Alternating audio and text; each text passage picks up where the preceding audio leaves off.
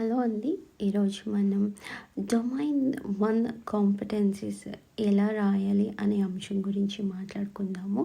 ఈ domain 1 కాంపిటెన్సీస్ని professional responsibility అని అంటారండి. ఈ డొమైన్ 1 నుంచి స్టార్ట్ అయ్యి 1.5తో ఎండ్ అవుతుందండి. సో ఈరోజు మనం 1.1 అండ్ 1.2 కాంపిటెన్సీస్ ఎలా రాయాలి అనే దాని గురించి మాట్లాడుకుందాము.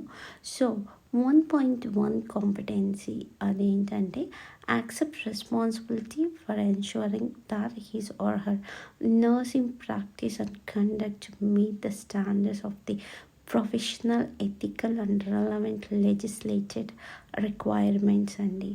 సో ఇదండి 1.1. సో ఇది మనం దీనికి ఇండికేటర్స్ ఉన్నాయి. Code of conduct and policies, తర్వాత వచ్చేసి mental health act and disability act. ఈ ఈ డిజబిలిటీ యాక్ట్స్, ఈ ప్రొసీజర్స్ అండ్ పాలసీస్, తర్వాత code of ethics, professional boundaries, ఇవన్నీ మీరు ఈ రిక్వైర్మెంట్ని మీట్ చేయడానికి దోహదం చేసే ఒక భాగాలు అన్నమాట. సో ఇందులో మీరు ఏదో ఒకదాన్ని మాత్రమే తీసుకొని మీరు ఈ కాంపిటెన్సీస్ని రాయొచ్చు. సో మీకు ఈ 1.1 కాంపిటెన్సీ మీకు ఏం అర్థమైంది అని అనేది మీరు రాయాలి. ఏమని రాస్తారంటే బీయింగ్ ఎ రిజిస్టర్డ్ నర్స్ అని మీరు స్టార్ట్ చేసి, సో నాకు ఈ కాంపిటెన్సీ న్యూజిలాండ్ నర్సింగ్ లెజిస్లేషన్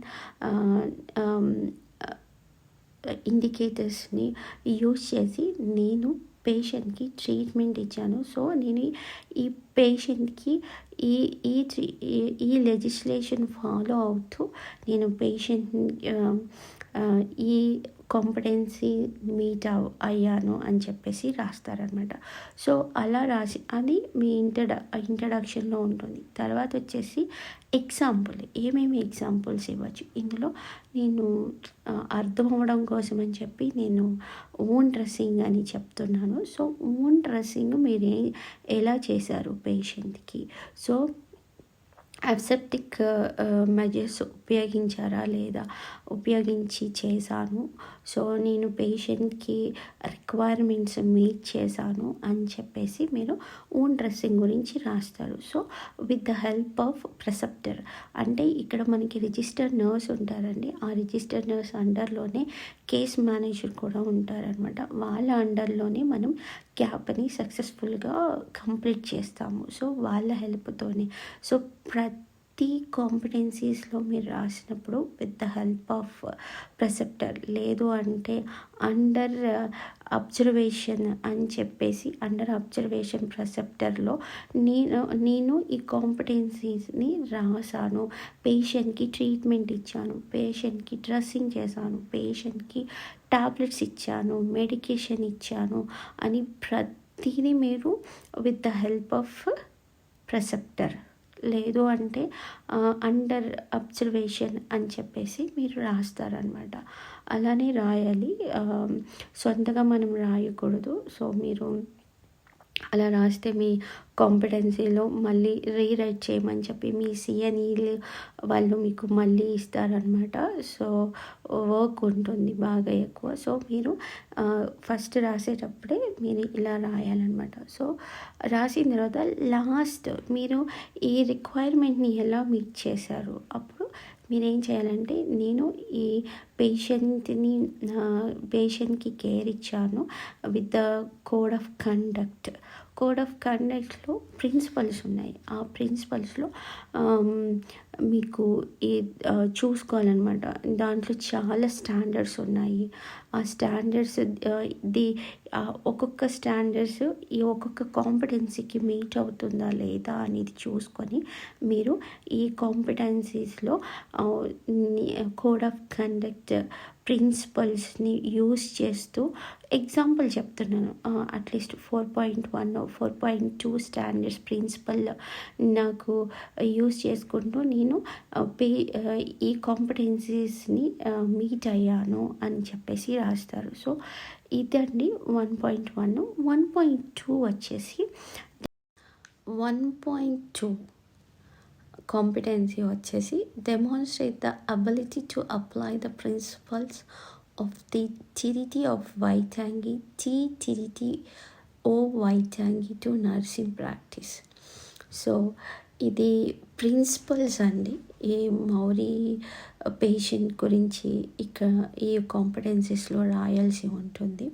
అంటే వాళ్ళ కల్చర్ ఎలాగా, వాళ్ళ ట్రెడిషనల్ ఫుడ్ ఏంటి, తర్వాత వచ్చేసి ప్రిన్సిపల్స్ ఒక 5 ప్రిన్సిపల్స్ ఉన్నాయండి టీటీడీటీ ఓ వైటాంగిలో. ఆ ప్రిన్సిపల్స్ ఏంటంటే partnership, participation and protection, equity and equal treatment అండి. సో ఈ 5 ప్రిన్సిపల్స్ని మనం ఫాలో అవుతూ ఈ కాంపిటెన్సీని రాయాల్సి ఉంటుందండి.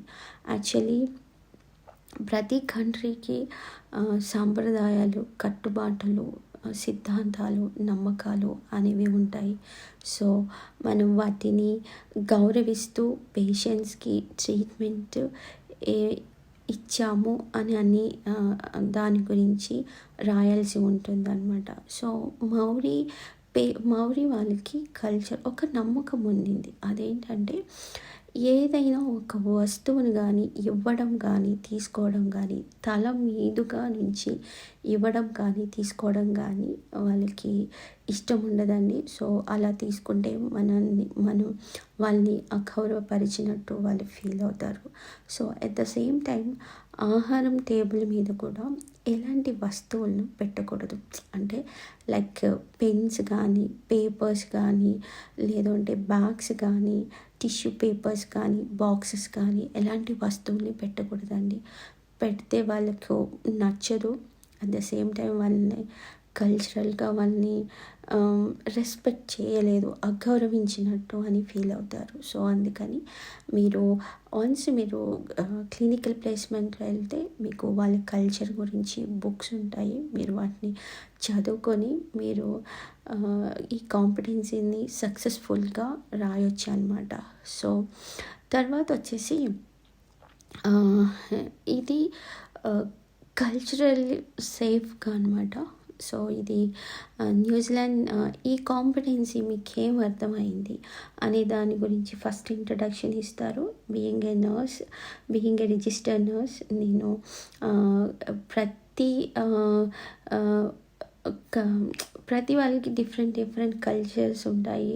సో అవన్నీ నేను రెస్పెక్ట్ చేస్తూ పేషెంట్కి ట్రీట్మెంట్ని ఇస్తాను. బీయింగ్ ఏ రిజిస్టర్డ్ నర్స్ అని చెప్పేసి మీరు రాస్తారనమాట. రాసి నేను 5 ప్రిన్సిపల్స్ని ఫాలో చేస్తున్నాను. సో నేను నా పేషెంట్కి ఇలా ఇచ్చాను. సో వాళ్ళకి ట్రెడిషనల్ ఫుడ్ కూడా ఉంటుంది, హంగీ ఫిష్ అని అనమాట. సో మీరు అది కూడా మెన్షన్ చేసి రాయొచ్చు. లేదు అంటే కనుక New Zealand nursing legislation code of కండక్ట్లో ప్రిన్సిపల్స్ ఉన్నాయి, కల్చరల్లీ సేఫ్ అని. అది మీరు ఆ ప్రిన్సిపల్ని యూస్ చేస్తూ ఫాలో అవుతూ నేను ఈ కాంపిటెన్సీని రిక్వైర్మెంట్ని రీచ్ అయ్యాను అని చెప్పేసి రాస్తారండి. ఇది లాస్ట్లో అండి. ఏ కాంపిటెన్సీ అయినా సరే మీరు లాస్ట్లో కోడ్ ఆఫ్ కండక్ట్ కానీ, కోడ్ ఆఫ్ రైట్స్ కానీ, కోడ్ ఆఫ్ ఎథిక్స్ కానీ, ప్రొఫెషనల్ బౌండరీస్ ఏదైనా సరే యూస్ చేసి మీరు మీ కాంపిటెన్సీస్ని లాస్ట్లో నేను ఈ రిక్వైర్మెంట్ని యూస్ చేస్తూ ఈ కాంపిటెన్సీని నేను సక్సెస్ఫుల్గా మీట్ అయ్యాను అని చెప్పేసి రాస్తారండి. సో ఇదండి 1.2 కాంపిటెన్సీ రాసే విధానం అనమాట. సో ఐ థింక్ ఈ వీడియో మీకు యూజ్ అవుతుంది అని అనుకుంటున్నాను. ఇంకొక వీడియోలో రిమైనింగ్ కాంపిటెన్సీస్ గురించి మాట్లాడుకుందాం. అప్పటి వరకు stay tune with me. Bye.